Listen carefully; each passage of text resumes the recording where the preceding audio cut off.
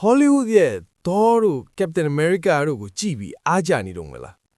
းတကယ်တော့အဲ့ဒီစိတ်ကူးရင်စကားတွေထပ်တောင်ပိုပြီးအစွမ်းထက်တဲ့တကယ်သမိုင်းလဲမှာရှိခဲ့တဲ့မြန်မာစူပါဟီးရိုတွေအကြောင်းသိကြလားဗ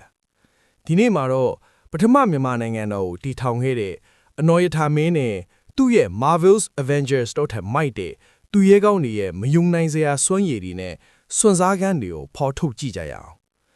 ဒီဇလန်ကိုမစခင်လွန်ခဲ့တဲ့နှစ်1000ကျော်17ရာစုအစောပိုင်းကမြန်မာနိုင်ငံရဲ့မြေပုံကိုအရင်ဆုံးမြင်အောင်ကြည့်လိုက်ကြရအောင်အခုလိုတစုတစည်းတဲ့နိုင်ငံတော်ဆိုတာမျိုးမရှိသေးပဲအထက်မြန်မာပြည်မှာယဉ်ကျေးမှုထွန်းကားနေတဲ့ပြူမြို့ပြနိုင်ငံတွေတောင်ဘက်မှာမွန်နုရဲ့ဟန်တာဝတီတထုံလိုအင်အားကြီးနိုင်ငံတွေနဲ့ပြန့်ကျဲနေတဲ့အချိန်ပေါ့ရာဝတီမြို့နယ်အလဲပိုင်းကပကံဆိုတာလဲအင်အားကြီးနိုင်ငံတစ်ခုမဟုတ်သေးပဲနယ်ပယ်တေးသေးလေးကိုသာအုပ်ဆိုးနိုင်တဲ့မင်းဆက်လေးတစ်ခုပါပဲအဲ့ဒီအချိန်ကပကံဒေသမှာဩဇာလွှမ်းမိုးနေခဲ့တာကအကြီးကြီးလို့ခေါ်တဲ့ဘာသာကြီးခေါက်တွေပါရာဇဝင်ကျမ်းတွေရဲ့အဆိုအရတော့ဒီအကြီးကြီးတွေဟာဗုဒ္ဓရဲ့မူလခံစော်တွေနဲ့အလှမ်းပွေးกว่าပြီးထူးဆန်းတဲ့ထုံနှန်းစင်လာတွေကိုကျင့်သုံးနေကြတယ်လို့ဆိုပါတယ်တိုင်းပြည်ကပြန့်ကျဲဘာသာကြီးကလည်းမငြိမ်သက်သက်ဖြစ်နေတဲ့အဲ့ဒီအချိန်မှာတိုင်းပြည်ကိုစုစည်းပြီး landman ကိုပြပေးနိုင်မဲ့ခေါင်းဆောင်တယောက်ကိုတမိုင်းကတောင်းဆိုနေခဲ့ပါတယ်အဲ့ဒီခေါင်းဆောင်ကတော့မကြခင်မှာပေါ်ပေါက်လာတော့မှာပါကျွန်တော်တို့ရဲ့ဇက်လိုက်ကျော်မြန်မာနိုင်ငံရဲ့ဖခင်လိုတောင်တင်စားကြတဲ့အနော်ရထာမင်းရဲ့နန်းတက်လာပုံကဟောလိဝုဒ်ရုပ်ရှင်တကားလိုပါပဲသူ့ရဲ့မွေးနမည်ရင်းကမင်းစောပါသူ့ရဲ့ခမေးတော်ကွန်းစော်ကြောင့်ပြူမင်းဟာနန်းချခံခဲ့ရပြီးနောက်မှာတော့သူ့ရဲ့အဖေသူအမေကွဲနောင်တော်ဖြစ်တဲ့စုကတိကထီနန်းကိုတိမ့်ပိုက်ထဲပါတယ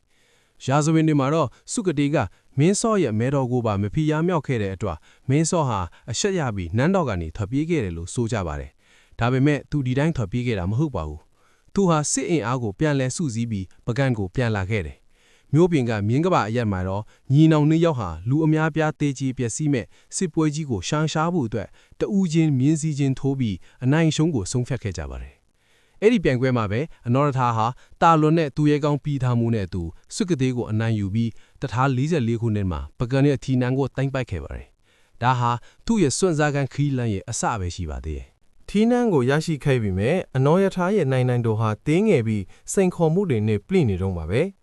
တိုင်းပြည်ကိုတိုးချက်ဖို့စီးပွားရေးတောင့်တင်းမှုအတွက်သူဟာနိုင်ငံရဲ့အသက်သွေးကြောဖြစ်တဲ့လေယာစိုက်ပျိုးရေးကိုအားပေးခဲ့တယ်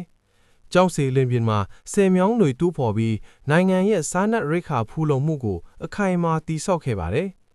ဒါပေမဲ့နိုင်ငံတနိုင်ငံကိုတည်ဆောက်ဖို့ဆိုတာစီးပွားရေးအင်အားတစ်ခုတည်းနဲ့မလုံလောက်ပါဘူးသူ့ရဲ့ရည်မှန်းချက်တွေကိုအကောင့်ထဲပေါ်သွင်းနိုင်မဲ့သူ့ကိုသစ္စာရှိရှိနဲ့အားကိုးရမယ့်မဟာမိတ်ကောင်းတွေလိုအပ်ပါတယ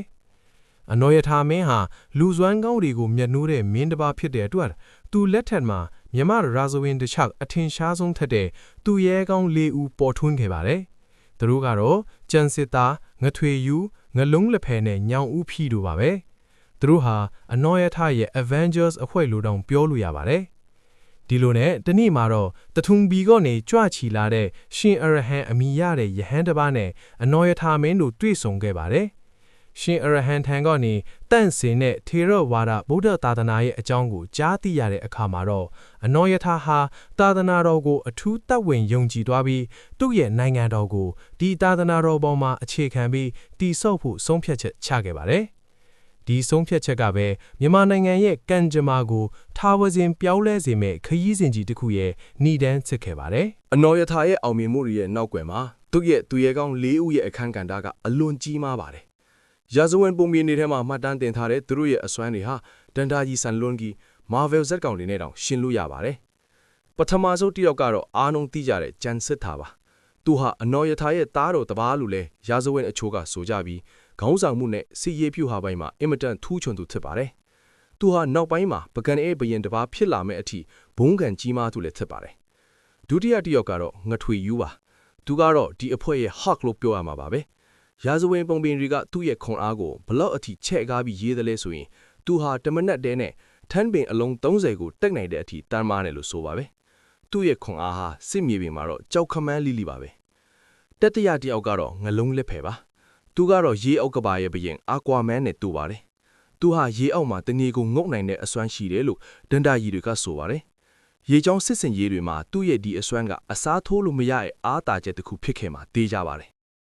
နောက်ဆုံးတစ်ယောက်ကတော့ညောင်ဦးဖီးပါတယ်ရာဇဝင်တွေအရသူဟာရေကူးအလွန်ကျွမ်းကျင်တဲ့သူရဲကောင်းတူဖြစ်ပြီးသူ့ရဲ့အစွမ်းကတော့နင်း၃စီးကိုအတူတကွထိန်းချုပ်နိုင်ခြင်းပါပဲ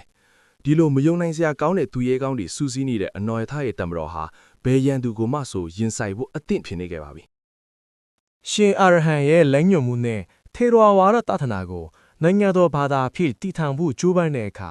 အနော်ရထားမင်းဟာအခက်အခဲတစ်ခုနဲ့ရင်ဆိုင်ခဲ့ရပါတယ်ရာဇဝင်မတန်းတဲ့အရာအဓိကအကြောင်းရင်းတစ်ခုကတော့ပိဋကတ်သုံးပုံအစုံအလင်ပကံမှာမရှိခြင်းပါပဲပိဋကတ်တော်အစုံအလင်ဟာထိုခေတ်ကမွန်ဘိုးရဲ့တထုံပီမှာရှိနေတယ်ဆိုတာကိုသူသိခဲ့ပါတယ်ဒါကြောင့်အနော်ရထားမင်းဟာတထုံပီရင်မနူဟာမင်းထံကိုပိဋကတ်တော်တွေကိုပေးသနာဖို့တောင်းဆိုခဲ့တယ်ဒါပေမဲ့မနူဟာမင်းကဒီတောင်းဆိုမှုကိုညှင်းပယ်ခဲ့တယ်လို့ရာဇဝင်တွေကဆိုပါတယ်ဒီညှင်းပယ်မှုဟာစစ်ပွဲတစ်ခုရဲ့အစပြုခြင်းပဲဖြစ်ပါတယ်1559ခုနှစ်မှာအနော်ရထားမင်းဟာသူ့ရဲ့သူရဲကောင်းလီဦးဆောင်တဲ့တပ်မတော်ကြီးနဲ့တထုံပီကိုစစ်ချီခဲ့ပါတယ်ဒီစစ်ပွဲဟာနယ်မြေလူတဲ့စစ်ပွဲတတ်မဟုတ်ပါဘူးယဉ်ကျေးမှုနဲ့ဘာသာရေးအမွေအနှစ်တွေကိုရယူပိုင်ဆိုင်လိုတဲ့ quest တစ်ခုနဲ့ပို့တူပါတယ်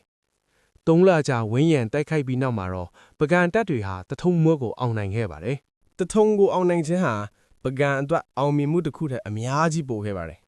အနော်ရထားဟာပိဋကတ်တော်တွေအပြင်မနူဟာမဲနဲ့တကွတထုံကဘီတုကပညာရှင်တွေပန်းကြီးပန်းဘူးပညာရှင်တွေအသိပညာရှင်အသက်ပညာရှင်ထောင်ပေါင်းများစွာကိုပကံကိုခေါ်ဆောင်လာခဲ့တယ်လို့ရာဇဝင်ဒီမှာဖော်ပြထားပါတယ်ဒီအဖြစ်ပြဟာပကံမှာယဉ်ကျေးမှုတော်လှန်ရေးကြီးတစ်ခုကိုဖြစ်ပေါ်စေခဲ့တယ်မွန်တို့တဲ့အမှုပညာစာပေဘီတုကပညာတွေဟာပကံယဉ်ကျေးမှုနဲ့ပေါင်းဆက်သွားပြီးမြမယဉ်ကျေးမှုရဲ့အထွတ်အတိုက်ခေတ်တစ်ခုကိုစတင်ခဲ့ပါတယ်အနော်ထာမင်းကိုယ်တိုင်လည်းရွှေစည်းကုံစေတီတော်ကြီးကိုစတင်တီးထားကိုးကွယ်ခဲ့ပြီးသူ့ရဲ့နောက်ဆက်ခံတဲ့မင်းတွေကလည်းဖျားပထိုးထောင်ပေါင်းများစွာကိုဆက်လက်တီးထားခဲ့ကြတယ်ဒီလိုနဲ့အေယာဝတီမြစ်ဝှမ်းတစ်လျှောက်လုံးကိုပထမဆုံးအကြိမ်အဖြစ်စုစည်းထားတဲ့ပထမမြန်မာနိုင်ငံတော်ကြီးကိုအောင်အောင်မြင်မြင်တီထောင်နိုင်ခဲ့ပါတယ်အနော်ရထားမင်းဟာထီးနန်းကိုနှစ်ပေါင်း33နှစ်ကြာစူးစမ်းခဲ့ပြီး1090ခုနှစ်မှာကွယ်လွန်ခဲ့ပါတယ်သူ့ရဲ့ဘဝဟာတိုင်းပြည်ကိုစုစည်းခဲ့တဲ့သူရဲကောင်းဘုရင်တစ်ပါးရဲ့ဇာတ်လမ်းပါပဲသူဟာပြန့်ကျဲနေတဲ့နယ်မြေတွေကိုစုစည်းပြီးနိုင်ငံတော်တစ်ခုအထိတည်ထောင်ခဲ့တယ်ထေရဝါဒဘူလသာသနာကိုနိုင်ငံတော်ဘာလာအထိအခိုင်အမာစိုက်ထူပေးခဲ့တယ်သူတည်ထောင်ခဲ့တဲ့စိုက်ပျိုးရေးအခြေခံစီးပွားရေးစနစ်နဲ့အုပ်ချုပ်ရေးစနစ်တွေကနောက်ထပ်နှစ်ပေါင်း250ကျော်တိုင်အောင်ပကံအင်ပါယာကြီးကိုတည်တံ့စေခဲ့ပါတယ်အရေးကြီးဆုံးကတော့သူဟာမြန်မာဆိုတဲ့အမျိုးသားရေးလက္ခဏာ national identity ကိုစတင်ပုံဖော်ပေးခဲ့တာပါပဲသူ့ရဲ့လှုပ်ဆောင်ချက်တွေကြောင့်မြန်မာစာနဲ့မြန်မာယဉ်ကျေးမှုဟာအေယာဝတီမြမောင်းမှာအားကောင်းမောင်းတန်ရှင်တန်ကြီးထွားလာခဲ့ပါတယ်ဒါကြောင့်အနော်ရထားနဲ့သူ့ရဲ့သူရဲကောင်းတွေဟာရုပ်ရှင်တွေကစိတ်ကူးရင်ဇက်ကောင်တွေမဟုတ်ပါဘူးသူတို့ဟာတမိုင်းကိုပြောင်းလဲခဲ့တဲ့တိုင်းပြည်တစ်ခုရဲ့အုတ်နှစ်ကိုချပေးခဲ့တဲ့တကယ့်အပြင်မှာရှိခဲ့တဲ့စူပါဟီးရိုးတွေပါသူတို့ရဲ့အမွေအနှစ်တွေဟာဒီနေ့ဒီအချိန်အထိကျွန်တော်တို့မြန်မာနိုင်ငံသားတွေအားလုံးရဲ့သွေးသားထဲမှာဆက်လက်ရှင်သန်နေတော့မှာပဲအနော်ရထားရဲ့ဇလန်ကဒီမာတင်ပြီးဆုံးသွားပေမဲ့သူ့ရဲ့သူရဲကောင်းချင်းစစ်သားရဲ့ဘဝဆက်ကြောင်းကလည်းတီးတန့်ရုပ်ရှင်တကရိုက်လို့ရလောက်အောင်စိတ်ဝင်စားဖို့ကောင်းပါသေးတယ်အချစ်အမုန်းတစ္ဆာဖောက်မှုတစ္ဆာစောင့်တိမှုတွေနဲ့ပြည့်နှက်နှွဲကျန်စစ်သားရဲ့အကြောင်းကိုရောတင်တို့သိချင်ကြသေးလားနောက်ဗီဒီယိုဒီမှာဘသူ့အကြောင်းကိုအရင်ဆုံးတင်ဆက်ပေးရမလဲဆိုတာကို comment မှာရေးပြီးကျွန်တော်တို့ကိုပြောပြခဲ့ကြပါဦးနောက်ဗီဒီယိုမှာပြန်လည်ဆုံတွေ့ကြပါမယ်